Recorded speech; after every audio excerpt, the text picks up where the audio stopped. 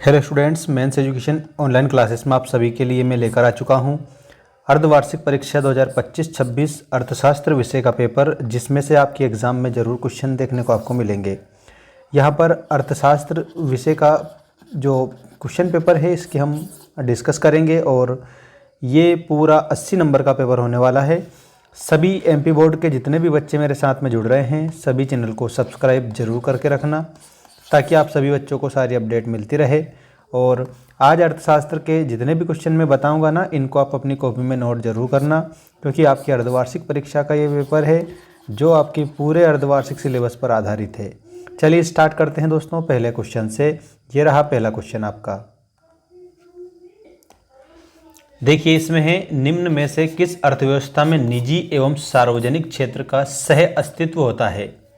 मतलब निजी क्षेत्र भी शामिल है और सार्वजनिक क्षेत्र भी शामिल है, तो वो अर्थव्यवस्था होती है मिश्रित अर्थव्यवस्था।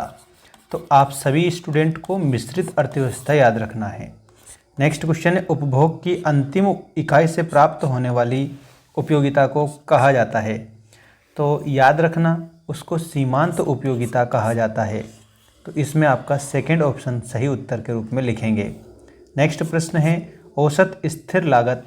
औसत स्थिर लागत के आगे आपको उत्पादन बढ़ाने पर घट जाती है, इसका मतलब ऑप्शन नंबर इसमें फर्स्ट ही करेक्ट आपका हो जाएगा। ठीक है, क्योंकि औसत स्थिर लागत जो है ना, जब उत्पादन बढ़ाया जाता है तो घट जाती है। सभी बच्चों के लिए 8 सब्जेक्ट के नोट्स उपलब्ध हैं। इस वीडियो की डिस्क्रिप्शन में मैंने हिस्ट्री सब्जेक्ट के नोट्स की लिंक दे रखी है, ऐप की लिंक दे रखी है। वहाँ पर आपके ऑल सब्जेक्ट के मॉडल टेस्ट पेपर, नोट्स और क्लासेस आपको मिल जाएगी। ऐप को जरूर डाउनलोड कर लेना। अगला प्रश्न ये रहा, पूर्ति में कमी के निम्नलिखित में से कौन से कारण हैं। तो यहाँ पर मैं आपको बताता हूँ, उत्पादन लागत में वृद्धि, स्थानापन्न वस्तुओं की कीमतों में वृद्धि, उद्योगों में फर्मों की संख्या में कमी, या उपर्युक्त सभी। तो इसमें आंसर आएगा उपर्युक्त सभी। ठीक, नेक्स्ट क्वेश्चन देखेंगे, समूह की बनावट पर ध्यान ना देना किस अर्थशास्त्र की प्रमुख समस्या है। समूह का मतलब होता है ग्रुप।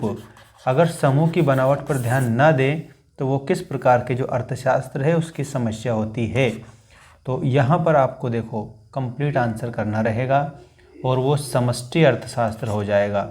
ठीक है, यहाँ आंसर में आपका समष्टि अर्थशास्त्र सही उत्तर के रूप में आप लिख देंगे सभी बच्चे। इसके बाद में अगला है, राष्ट्रीय आय एक माप है। किस प्रकार की माप है। तो देश के कुल उत्पाद की माप है। राष्ट्रीय आय में क्या होता है, एक वर्ष में उत्पादित समस्त मौद्रिक वस्तुओं के मूल्यों का जो योग है उसको राष्ट्रीय आय में शामिल किया जाता है। तो देश के कुल उत्पाद की माप जो होती है उसे राष्ट्रीय आय कहा जाता है। ठीक है, ऐसे आप याद रखना। सभी स्टूडेंट चैनल को सब्सक्राइब जरूर करके रखें। ठीक है, और अगला क्वेश्चन ये है आपका, देखिएगा, उपभोग फलन का फलनात्मक संबंध है। ये आय व उपभोग का संबंध हो जाता है। तो इसमें आय और उपभोग आपका उत्तर होगा। सभी बच्चों का आय भी हो जाएगा और इसके अलावा उपभोग भी हो जाएगा। ठीक है, जिसमें क्या आ जाता है, फलनात्मक संबंध आ जाता है। इसके बाद में रिक्त स्थानों की पूर्ति कीजिए वाला क्वेश्चन ये रहा आपकी स्क्रीन के सामने। आय में वृद्धि होने पर कुछ वस्तुओं की मांग जाती है एवं कुछ वस्तुओं की मांग बढ़ जाती है। देखो क्या होता है, कुछ वस्तुओं की मांग तो घट जाती है, ठीक है, और कुछ वस्तुओं की मांग बढ़ जाती है। नेक्स्ट देखिएगा, देखो मेरे द्वारा बताया गया क्वेश्चन 100% आएगा परीक्षा में, ये ध्यान रख लेना।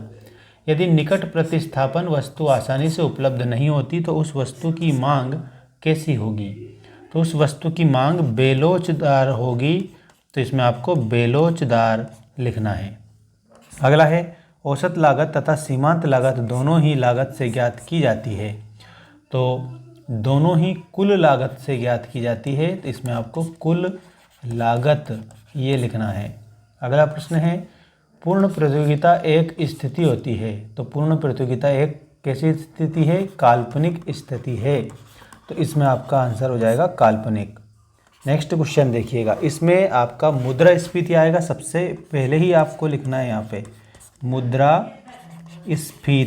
ठीक है, अर्थव्यवस्था की वह दशा है जिसमें मुद्रा का मूल्य घटता है और वस्तुओं का मूल्य बढ़ता है, ये मुद्रास्फीति कहलाती है। ठीक है ना, तो इसमें यहाँ पर मुद्रास्फीति लिखना। अगला है प्रभावी मांग का विचार किसने प्रस्तुत किया था? तो प्रभावी मांग का विचार कीन्स ने प्रस्तुत किया था, तो खाली स्थान में आपको कीन्स लिखना है। ठीक है, अगला प्रश्न ये रहा आपका, सही जोड़ी बनाइए वाला। पूरी सही जोड़ी आप देखेंगे कंप्लीट सॉल्यूशन सहित।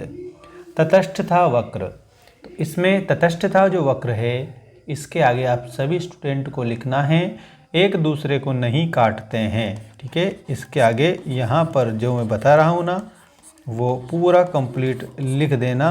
ठीक है, और आपका सही आंसर हो जाएगा ये। अगला है मूल्य एवं मांग में तो विपरीत संबंध होता है। ठीक, सामान्य मूल्य बराबर होता है, तो सामान्य मूल्य का आंसर आप इसमें लिखेंगे और वो हो जाएगा बिल्कुल उसके जस्ट औसत लागत, ये वाला। ठीक है, वस्तु की पूर्ति का संबंध किससे है? तो यहाँ पर देखिएगा वस्तु की जो पूर्ति है ना उसका संबंध वस्तु की लागत से होता है। नेक्स्ट है आधिक्य बजट। आधिक्य में व्यय का आय से अधिक अगर होना पाया जाता है तो वहाँ पर आधिक्य बजट पाया जाता है। प्रतिभूति विनिमय दर, स्टॉक एक्सचेंज शेयर, इसमें आपका सही उत्तर हो जाएगा। आपको सभी को हमारा ऐप डाउनलोड करना है। ऐप की लिंक मैंने डिस्क्रिप्शन में दे दी है। वहाँ पर आर्ट्स सब्जेक्ट का ऐसा कोर्स मैंने दे रखा है, अगर आपने उसको पढ़ लिया तो आराम से पास हो जाओगे, कोई दिक्कत नहीं रहेगी। चलिए अगला क्वेश्चन। निम्नलिखित प्रश्नों के उत्तर एक शब्द या एक वाक्य में दीजिए। बजट रेखा का दूसरा नाम क्या है? तो बजट रेखा को हम कीमत रेखा के नाम से जानते हैं, इसमें कीमत रेखा आएगा। उत्पादन फलन कितने प्रकार के होते हैं? तो उत्पादन फलन 2 प्रकार के होते हैं। कौन सी आय आर्थिक विकास की सूचक होती है? तो इसमें राष्ट्रीय जो आय है वो आर्थिक विकास का सूचक होती है, इसमें आपको राष्ट्रीय आय लिखना है। नेक्स्ट है आय का अध्ययन किस अर्थशास्त्र में किया जाता है? राष्ट्रीय आय का अध्ययन समष्टि अर्थशास्त्र में किया जाता है, इसमें समष्टि अर्थशास्त्र, ऐसे आपको उत्तर लिखना रहेगा। पूंजी की सीमांत दर किसके बराबर होती है? तो प्रतिफल की प्रत्याशित दर के बराबर होती है, तो इसमें लिखना प्रतिफल की प्रत्याशित दर के बराबर, प्रत्याशित दर के बराबर, ये आपको इसमें सही उत्तर लिखना है। अगला है पूर्ण रोजगार हेतु किस में वृद्धि की आवश्यकता होगी? तो इसका आएगा प्रभावपूर्ण मांग में। प्रभावपूर्ण मांग इसका सही उत्तर हो जाएगा, क्योंकि पूर्ण रोजगार हेतु है ना, हमें प्रभावपूर्ण मांग में वृद्धि करनी होगी, ये आपका इसमें सही उत्तर है। इसके बाद में सत्य असत्य लिखे वाले प्रश्न आप देखेंगे। देखिएगा पहला, एडम स्मिथ को आधुनिक अर्थशास्त्र का जनक कहा जाता है, ये आपका सत्य है।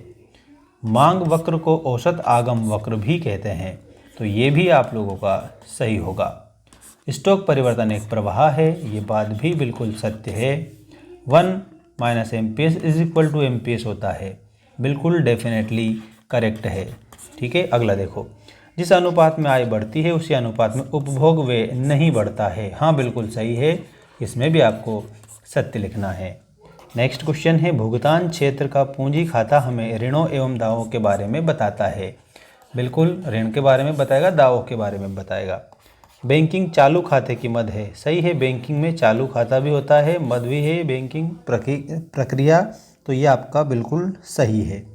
अब सभी बच्चों को वापस मैं रिपीट करके बता देता हूँ, मेंस एजुकेशन ऐप पर आपके आर्ट्स सब्जेक्ट के कोर्स अवेलेबल हैं, जिसको अगर आपने लगा लिया तो ये मान कर चलिए 100% आप पास हो जाओगे। एनुअल में भी ये सारे सेट पेपर जितने भी यहाँ पर आपके सामने आ रहे हैं, सब के आंसर ऐप पर आपको मिल जाएंगे। ऐप की लिंक मैंने डिस्क्रिप्शन में डाल दी है, हिंदी के नोट्स की लिंक भी मैंने डिस्क्रिप्शन में डाल रखी है।